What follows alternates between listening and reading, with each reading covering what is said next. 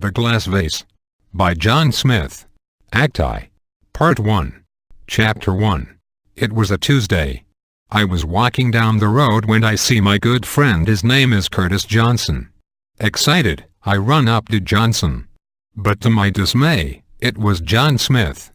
"John Smith, what the heck, I thought you were Johnson," I said. John Smith said, "Calm down, let's just go home and grab some tea," said John Smith. Me and John Smith started walking home when everything went black. I wake up in the psychiatric ward in the hospital. I started yelping. I started crying. I started shouting. I tried to make as much noise as humanly possible. That's when I realized I wasn't in the psychiatric ward, I was in my doghouse. That's when I realized I didn't even have a dog. I crawl out of the rundown doghouse and I see a mansion. I look at the mansion and say, "Wow, I bet they've got some good tasting milk in there." As I'm walking to the mansion to grab some milk, the woman pops up in front of me for 2 seconds and disappeared. She had no eyes. I thought nothing of it at the time. I bashed down the door to start my investigation for milk, but to my dismay, the mansion was one giant room, with only 2 items. On one side, it was a carton of milk. And on the other, it was the glass vase. Naturally, because I'm a human, I started walking towards the carton of milk.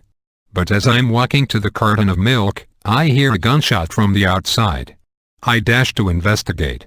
I look out the window and I see nothing.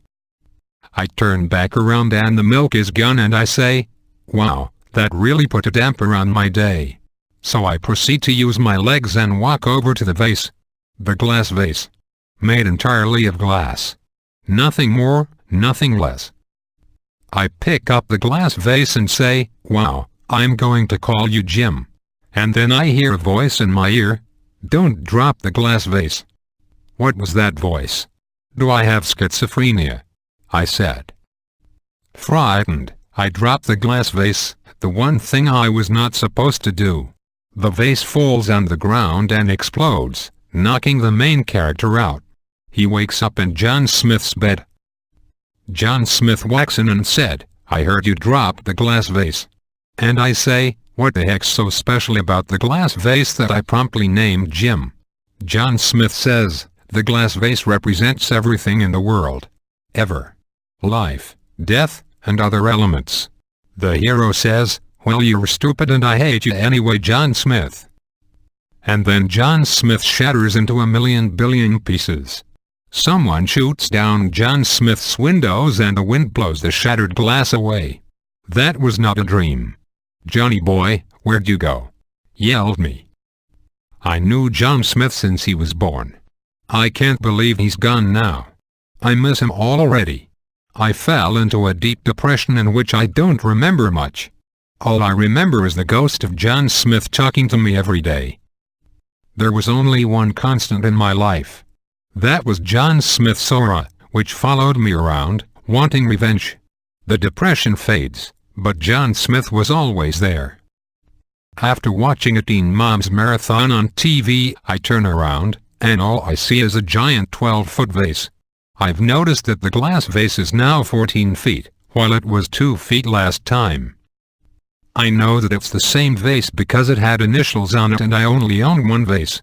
I call Teen Moms and I say, "Wow, great show, I got a vase behind me so I got to go." The glass vase attacks. I went to go touch the vase to make sure it is real, when I get a phone call from across the room.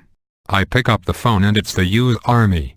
It turns out that they have drafted me for Vietnam, but I decline. I turn around and see that the vase has gotten closer. Every time I blink, the vase gets closer and closer. The woman popped up behind the vase. I got another phone call. I decide to answer it, not turning my back from the spectacle that I am witnessing. I pick up the phone, and it is John Smith. He says only 2 words. "Time to die, bitch." I yell at the top of my lungs. No. This can't be happening, no.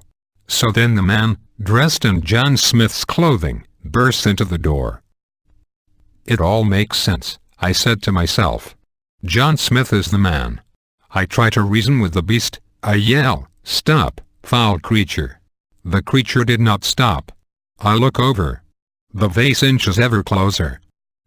So I look around my room, grab a solid object, and throw it at the vase. The vase explodes, destroying the woman. And then the man ran towards me, and bit my neck. Shocked by the event, I ran to the drawer and grabbed the 12-gauge shotgun. As I'm about to shoot the man, the room gets dark, and the ceiling opens, and two giant hands come down and collect the man. Shortly after the man was grabbed by the hands, I got an itching sensation above my eyebrow. I started itching at the itchy part above my eyebrow, and the skin above my eyebrow started to come off.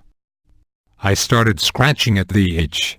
There was no blood, but pale white skin.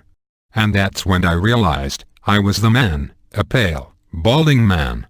I was sitting there crying because I was the man when Curtis Johnson walked in. Curtis Johnson walked in and said, "Hi main character," and then he stopped mid-sentence. I then ran to Curtis and ate him.